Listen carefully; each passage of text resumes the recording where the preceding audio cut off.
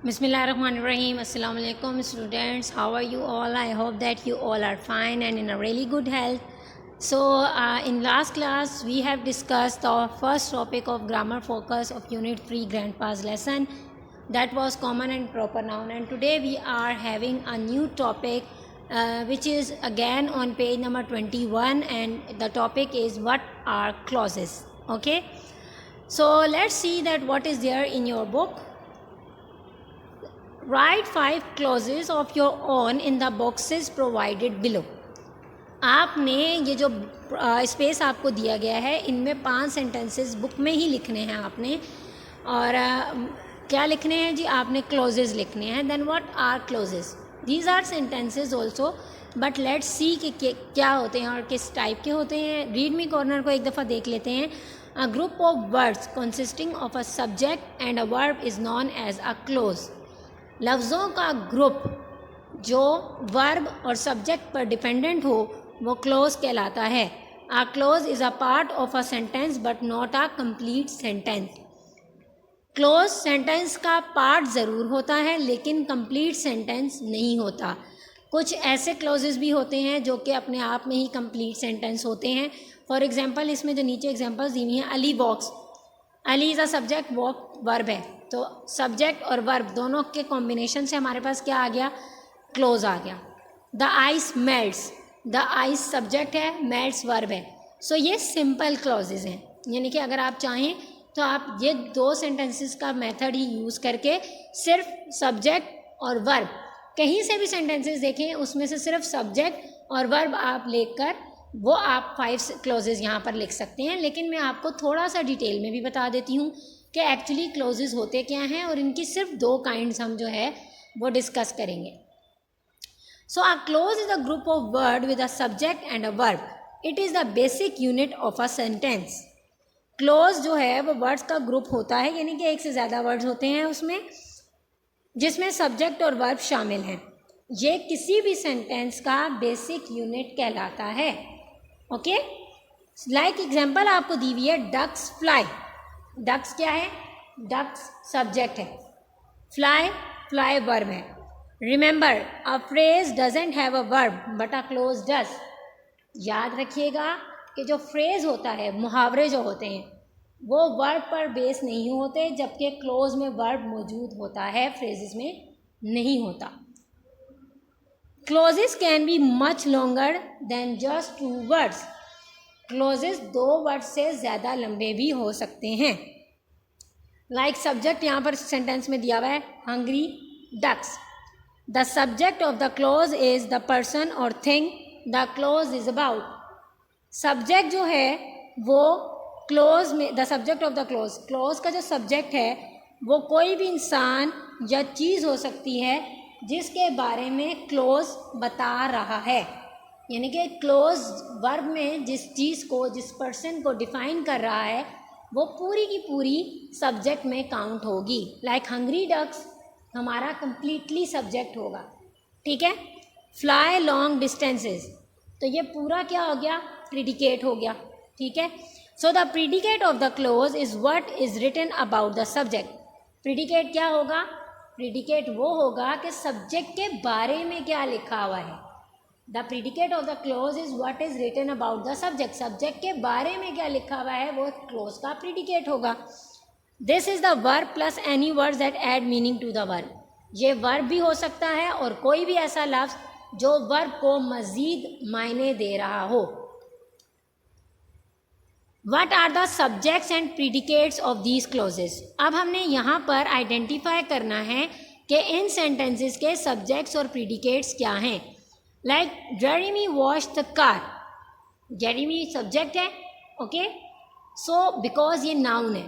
Wash the car verb से लेकर आगे जो भी डिटेल्स वर्ब की दी हुई हैं वो प्रीडिकेट में काउंट होंगी. Emily and her sister tidied their bedroom. So Emily and her sister subject हो गए बिकॉज दीज आर नाउन्स, और वर्ब से लेकर आगे का कंप्लीट सेंटेंस हमारे पास क्या हो गया, प्रीडिकेट. द स्क्रीचिंग पैरेट ये नाउन है. Attack the helpless zoo keeper verb से लेके complete sentence predicate. She subject sold sea shells on the shore, ये प्रेडिकेट है. You and I must wash the dishes, so you and I subject है, must wash the dishes predicate. The cold and lonely dog howled at the full moon, so verb से complete sentence हमारा जो आगे का है वो predicate है और जो फर्स्ट पार्ट होगा वो हमारा सब्जेक्ट होगा. Now two kinds, independent clause and dependent clause. A group of words that can stand alone as a sentence. It has both a subject and a verb and forms a complete thought. Group of words जो कि subject और verb पर dependent हो और एक complete thought को बयान कर रहा हो, यानी कि ये बात क्लियर कर रहा हो ग्रुप वर्ड का ग्रुप कि क्या बात की जा रही है, मायने उसके जाहिर कर रहा हो सेंटेंस के कम्प्लीटली, वो इंडिपेंडेंट क्लोज कहलाता है. जैसा कि अभी हमने बुक में पढ़ा था अली वॉक्स, उसमें सिर्फ सब्जेक्ट और वर्ब आ रहा था और कंप्लीट मायने जाहिर हो रहे थे कि अली चलता है या अली चलता है, वो मायने जाहिर कर रहे थे सेंटेंस हमें. तो वो क्या हो गए, द आइस मेल्ट्स था, जिस तरह आइसक्रीम पिघलती है, बर्फ़ पिघलती है, सॉरी आइसक्रीम नहीं बर्फ़ पिघलती है. सो कंप्लीट मीनिंग आ गई ना हमारे पास सेंटेंस की. सो ऐसे सेंटेंसेस जो कंप्लीट मीनिंग को जाहिर कर रहे हों वो इंडिपेंडेंट क्लोज कहलाते हैं. Dependent clauses than can not stand alone, they depend on an independent clause to form a complete thought. ऐसे क्लोजेज जो इंडिपेंडेंट क्लोज पर डिपेंड करते हों और अकेले पूरे मायने जाहिर ना कर सकते हों वो डिपेंडेंट क्लोज कहलाते हैं, यानी कि वो डिपेंड कर रहे होते हैं इंडिपेंडेंट क्लोज के ऊपर. अब इसकी एग्जांपल देखते हैं. इंडिपेंडेंट क्लोजेस को थोड़ा सा और बता दूं कि समटाइम्स इन्हें मेन क्लोज भी कहा जाता है. इसमें सब्जेक्ट और वर्ब होता है जो कि कंप्लीट आइडिया को डिफाइन कर रहे होते हैं. One independent clause is a simple sentence. जो एक क्लोज होता है इंडिपेंडेंट क्लोज वो सिंपल सेंटेंस भी कहलाता है, यानी कि जो सब्जेक्ट और वर्ब वाला सेंटेंस का स्ट्रक्चर होता है. ठीक है. Millions of people live in cities, so ये एक इंडिपेंडेंट क्लोज है जो कि मीनिंग जो है वो जाहिर कर रहा है और कंप्लीट थॉट दे रहा है. अब ज़रा एग्जांपल्स देख लें इंडिपेंडेंट क्लोज की और डिपेंडेंट क्लोज की. Asif plays hockey as he enjoys it. Dependent clause देखें, वो अकेला मीनिंग्स को कंप्लीट नहीं कर सकता, वो डिपेंडेंट है इंडिपेंडेंट क्लोज के ऊपर. तो पूरा सेंटेंस क्या हुआ, Asif plays hockey as he enjoys it. तो ये एज और जो बिकॉज ऑल दो जो अंडरलाइन हुए हैं वर्ड्स, ये क्या करते हैं कि इन दोनों सेंटेंसेस को कंबाइन करते हैं. ठीक है, कंप्लीट करते हैं. डिपेंडेंट क्लॉज इस तरह के वर्ड्स के साथ इंडिपेंडेंट क्लॉज के साथ यूज़ होता है और बात को कंप्लीट करता है, एक कंप्लीट थॉट बयान करता है. जबकि इंडिपेंडेंट क्लॉज वो खुद ही एक कंप्लीट थॉट है, कंप्लीट सेंटेंस है. Like Shazia could not catch the bus because she was late. Ali could not finish the mathematics text although he knew all the sums. Arpa quickly ate her lunch as she was hungry. Haris is back from work, so he must take rest. You must work hard if you want succeed in life.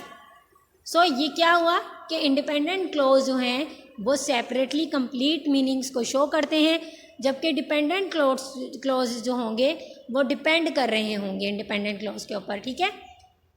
Next, dependent clause comma. Always put a comma after a dependent close.